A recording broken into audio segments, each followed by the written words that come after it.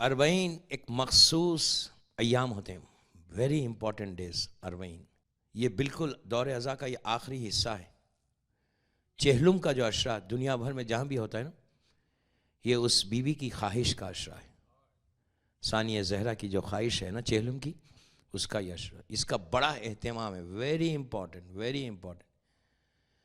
اس کے لیے ہم کو تیاری کرنا ہے اس عشرے کی. میری اس عشرے کی ٹاپک ہے مکے سے کربلا تک. ہسٹری، میرے اوپر اتنا پریشر ہے ہسٹری کے اوپر کہ history it's very good really کہ ہم کو ہسٹری جاننا بھی چاہیے. رسول سے لے کے ولادت رسول سے لے کے کربلا تک، یہ جو 61 ایئرس کا جو پیریڈ ہے نا، اس میں ہوا کیا؟ یہ کربلا کیوں ہوا؟ وائی؟ رسول نے تو ایک کمپلیٹ ریلیجن کو دیا تھا نا، ایک مکمل اسلام کو پیش کیا تھا.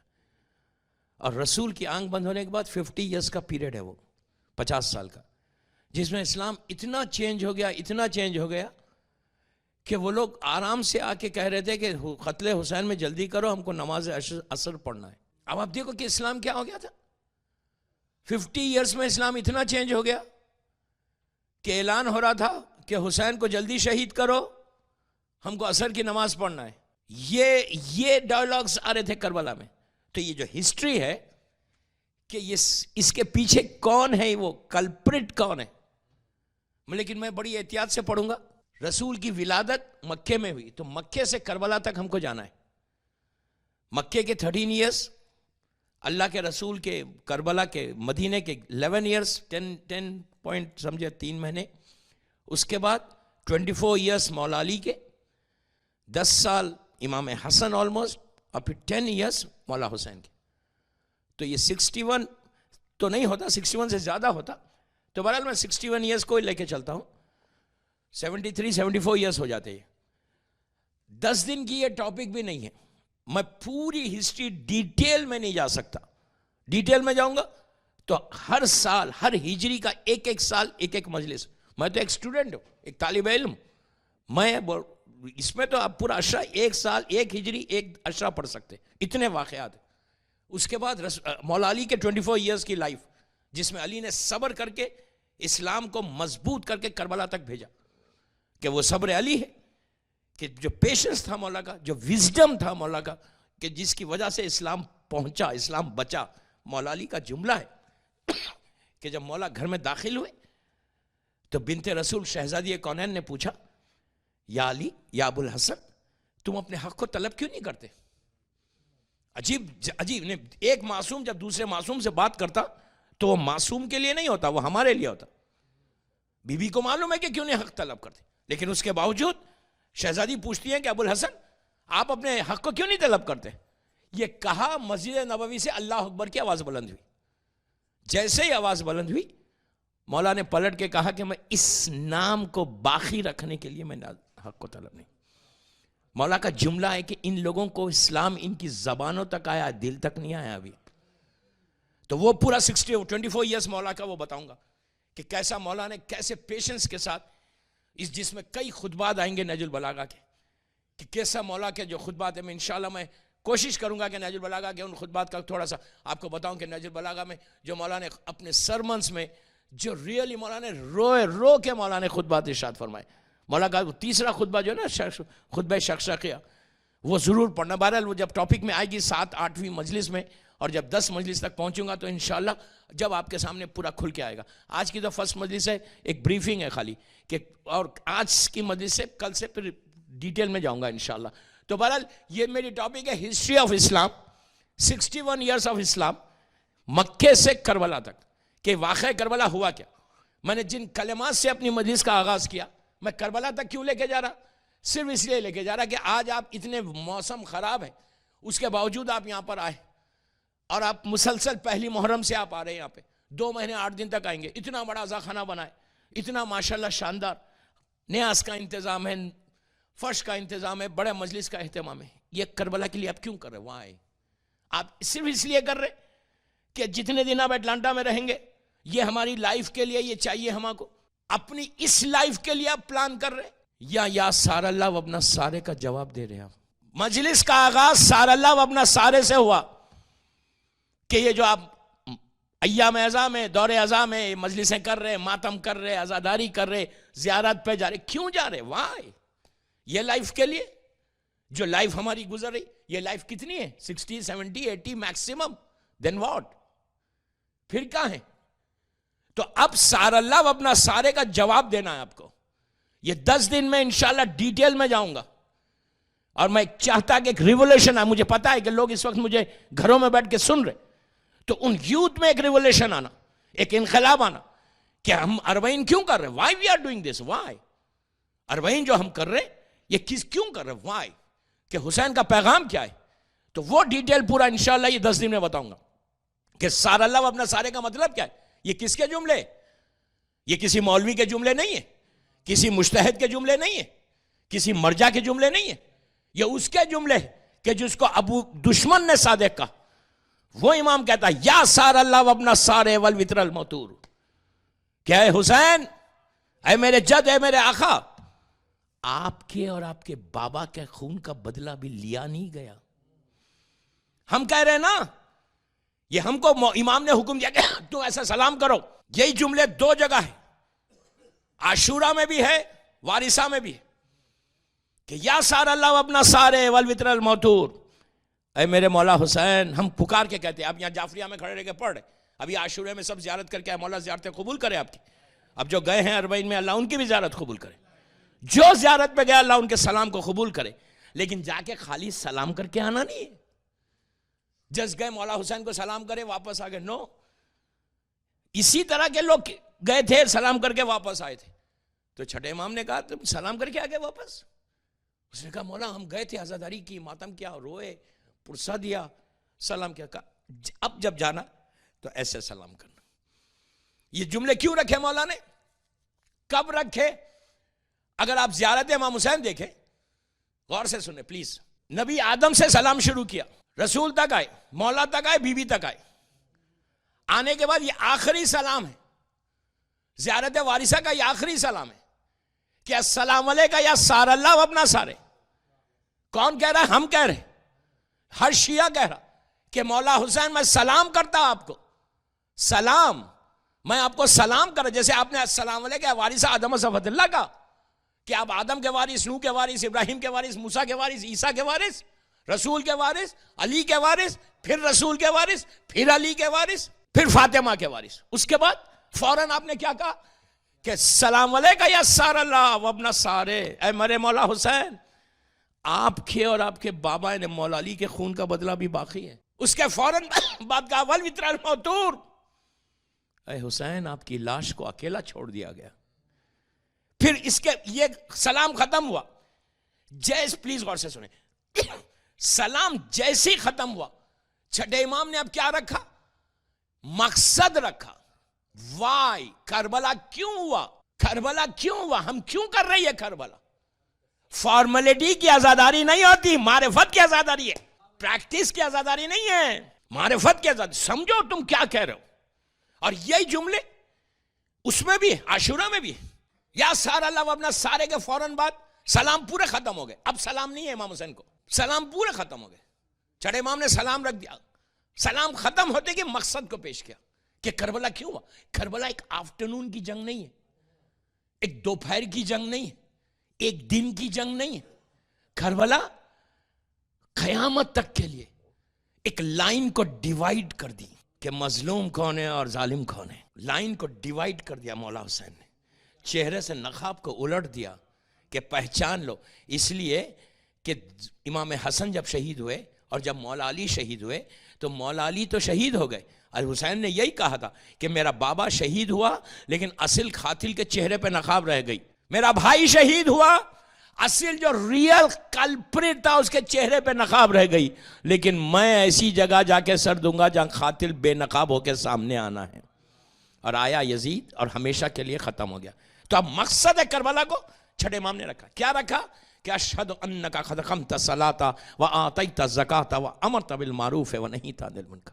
کہ کربلا کا جو مین مقصد ہے نا وہ امر بالمعروف ہے وہ نہیں عن المنکر ہے. وہ انشاءاللہ لاسٹ تک. یہ تو آپ میں بریف کر رہا خالی آج پہلی مجلس میں نا, میں واپس جا رہا ہوں جہاں ولادت رسول کی طرف. میں تو جسٹ بریف کر رہا کہ کربلا تک جانا ہے آپ کو, اس منزل تک جانا ہے انشاءاللہ.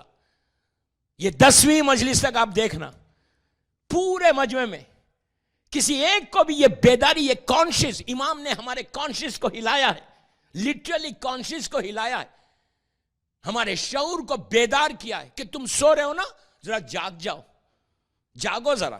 اور جاگ کے اس لیے حکم ہے کہ اگر آپ یہاں پہ اس عزاخانے میں یا گھر میں جب بھی زیارت پڑھتے پوری اپنی زندگی میں, جب آپ کہیں گے کہ یا سارا اللہ اپنا سارے, تو اس وقت ایک لمحے کے لیے, ایک سیکنڈ کے لیے رکو, جسٹ اسٹاپ. کیا بولو, لڑکی لڑکا عورت مرد سب.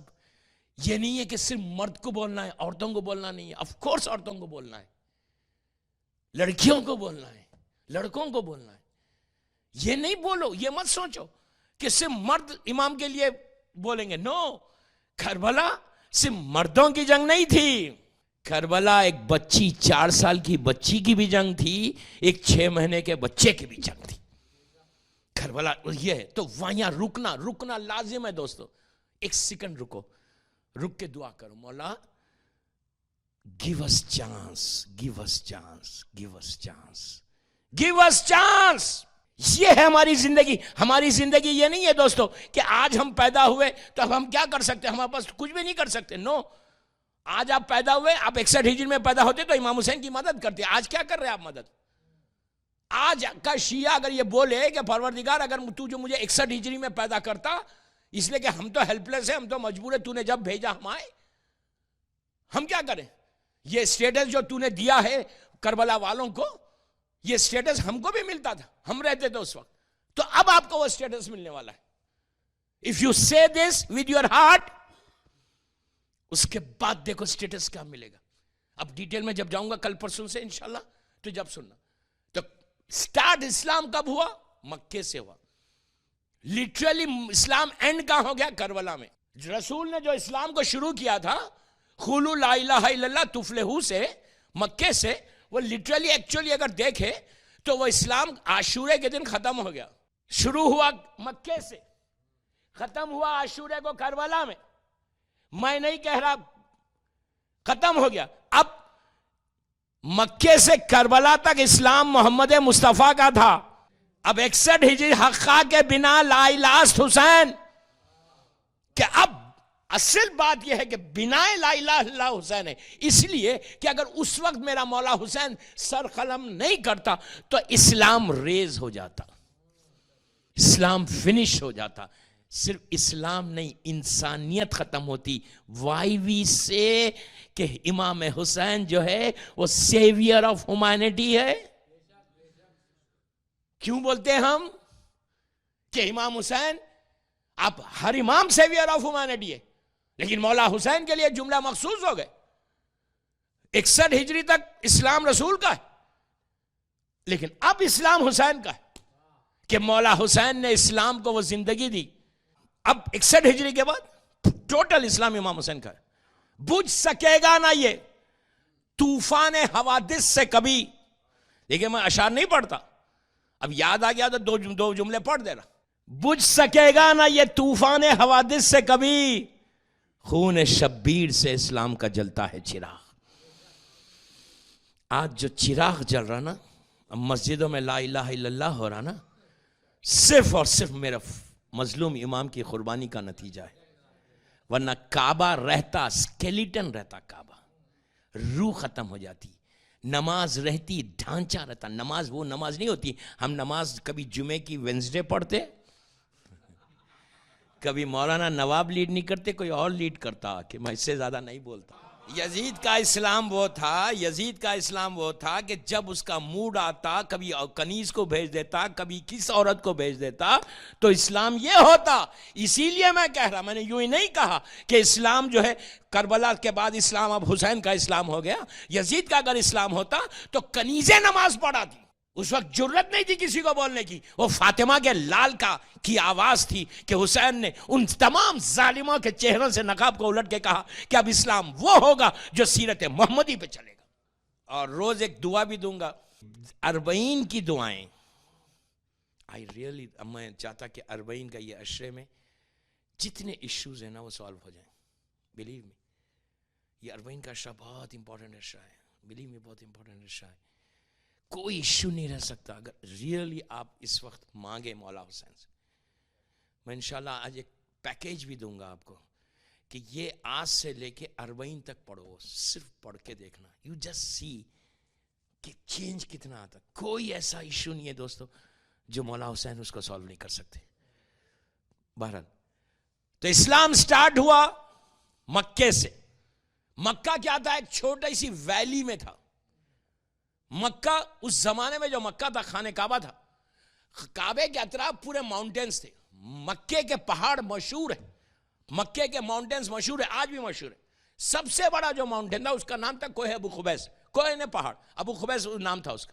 ہیوج ماؤنٹین ہے جو آج بھی اگر آپ خانہ کعبہ کے سامنے, اب تو خانہ کعبہ کے اطراف ان لوگوں نے کئی چیزیں بنا دی, نظر نہیں آتا.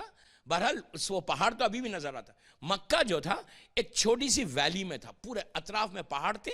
اس طرح سے مکہ تھا, نیچے خانہ کعبہ, اور خانہ کعبہ کے اطراف جو تھا پوری ریت تھی وہاں پہ. اور اس کے تھوڑا سا 200-300 میٹرز کے اوپر یا 500 میکسیمم جو روایتوں میں ہے, 500 میٹر کے اوپر لوگوں کے گھر تھے. اطراف میں گھر تھے, چھوٹے چھوٹے عرب کے اس زمانے کے گھر, وہ گھر تھے اور خانہ کعبہ تھا. اور کعبے میں اس وقت جو اطراف کے لوگ تھے اس میں پورے کافر اور مشرکین تھے, سوائے خاندان اہل بیت جو تھا نا, انہیں جناب عبداللہ, جناب ابو طالب, جناب عبد المطلب, جناب عبد مناف, یہ جو فیملی تھی, ہمارے رسول کی جو فیملی تھی, وہ لوگ دین ابراہیم پہ تھے.